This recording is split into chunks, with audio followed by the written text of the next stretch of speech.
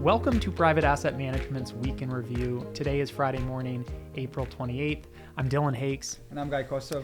Guy, we've got you back in the hot seat. It's been a little while. It's been quite a few weeks since we've had you here. I'm glad you're joining the Week in Review.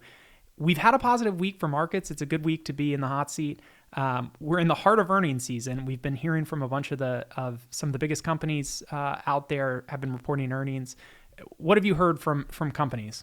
So overall, the earnings season is coming pretty good, well above expectations. But the main highlight, I think, is the big tech companies. The majority of them reported this week, and we saw that their cost efficiencies that they're implementing during this quarter, that they told us last quarter, are actually working, and that's where the earnings surprises are coming.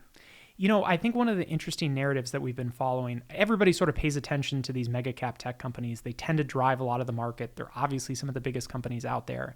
Last year, they were some of the worst performers. Tech across the board really got hit as interest rates went up. You mentioned it, that this year we heard from a lot of the CEOs, them getting very serious with cost cuttings.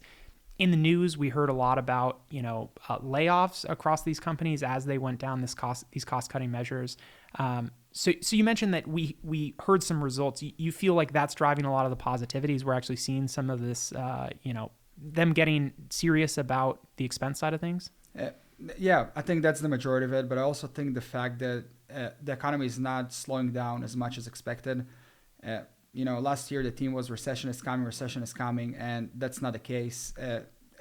Actually, it's the opposite of that. We actually see a strong consumer, strong spending, and the momentum is very positive. Is there going to be a slowdown? There might be, but right now we don't see evidence, based on earnings. So you kind of stole the next question, which is the other big report we got this week. We heard, we got a report on quarter one GDP in the United States, and we got some information out of that report that told us a little bit about the consumer.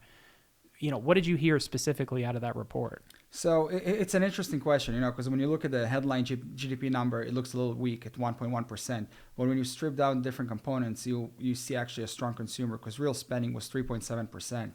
That's significantly above what we had in the fourth quarter, and that's significantly above expectations. So the real drag on GDP were inventories. So what happened is companies are holding up to their inventories, and now they're starting to unwind those inventories and sell them and not ordering new ones, and that was the biggest drag. The GDP proved again the consumer is resilient. We see strong demand for products based on earnings, and we also see that there is a strong momentum in the labor market to support continuation of that growth. Maybe there's going to be a slowdown, maybe a mild recession, but we definitely don't see a significant recession, looking forward. I think that's an interesting point, because one of the things that we've been talking about for quite a while now is the Fed getting really aggressive. They've raised interest rates a dramatic amount in the last 6 months. Everybody's questioning when that recession is potentially going to come, and the more reports that come out, we just sort of don't see it yet. I mean, we mentioned individual company earnings are sort of holding up better than expected. There might be a little bit of a decline there, but it's still holding up strong. Now we're getting GDP reports. To everybody's shock, the consumer is holding in there. What is your outlook for the rest of the year? You think we potentially are going to have a slowdown, but it's just not yet? I think we definitely going to have a slowdown. There might be a mild recession. There might not be a mild recession. I think overall, given the labor market and the strong demand in terms of labor, it's hard for me to say we're going to fall into a significant recession. People are making money. People have money to spend, and right now there is even more case for a better outcome for the second half of the year, because personal income growth is actually higher than inflation right now. So people actually have real money in their pockets. So turning this conversation to the other thing that matters the most, and that's what the Fed is going to do. We've had a pretty strong start to the year for markets. I think a lot of that is around the optimism that the Fed is getting close to being done. Previous weeks, when we've been sitting, and I've been sitting here and chatting with David, I know we sit in our investment committee meetings, and we're talking about this all the time. What is your personal opinion? What do you think the Fed's going to do? What's the rest of the year going to look like from an interest rate standpoint? I think the positive thing here that we're closer to the top than the bottom in terms of rate hikes. So maybe we're going to see one more rate hike, maybe two more in my personal opinion, we're probably going to see one more rate hike of 25 basis points, and that's it. And look, inflation is slowing down. There is no reason to keep rates as high as they are. And the Fed will be forced to cut rates. At what pace? I don't know. It all depends on how fast inflation will come down.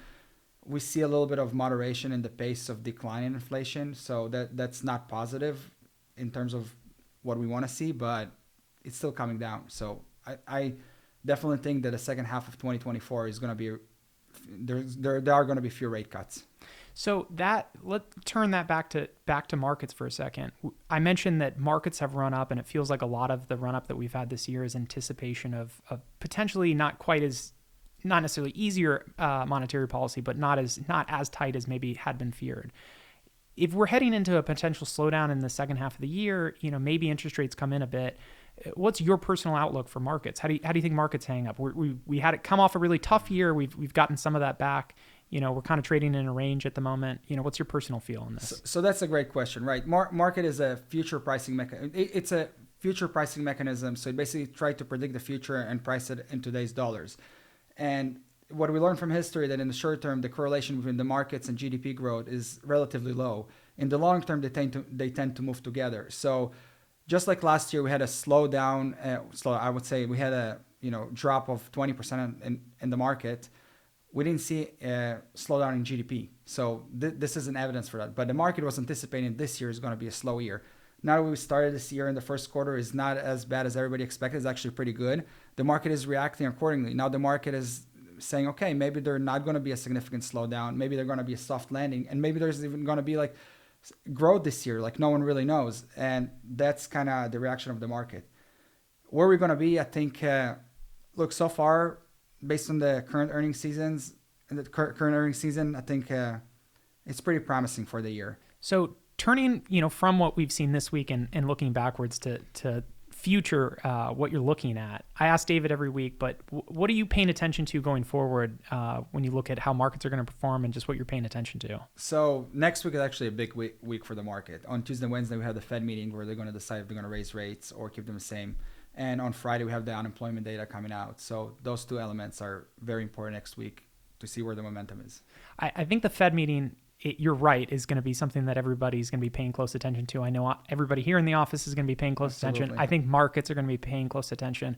You mentioned it earlier, and our expectation as a firm is that they are probably going to raise 25 basis points, another quarter point of interest rate increases. What do you expect to get out of them? I think the other important question is, what are they going to say? So I think the narrative will be very important in this meeting, and what are they saying about inflation and future rate hikes is probably going to play a key role there. The market is expecting that it's a one and done kind of, and this is why it's reacting this way. But again, everything, and no one knows until they start talking, and sometimes they over talk and the market reacts negatively, and sometimes they just omit some statements and the market is like flying, green. So we don't really know till we know from the Fed. One thing that we will know that traditionally when inflation rate drops below the Fed funds rates, that's where the Fed tends to pivot or at least stop raising rates. So that's something that the market is taking into account. So do we as a firm. But the risk is always there that, the Fed comes out, says something that the market doesn't like, and the market takes a turn. Yeah, I agree. And I think, as you mentioned, the market is really set up for the idea that this is potentially going to be the last rate increase. That the market's really looking forward to the idea that they hint at some sort of pause. They may leave some language in there that they'll be data dependent and leave it on the table. But as long as they sort of signal the idea that they're mostly done, I think the market will receive that positively. Yeah, and I think the next week is a big week in terms of momentum. We're going to see where the momentum goes in terms of unemployment, which is very important as we move towards the second quarter. Absolutely. I think we'll be paying attention to that closely. Thank you guys. Thanks everybody for joining Private Asset Management's Week in Review. We'll see everybody next week.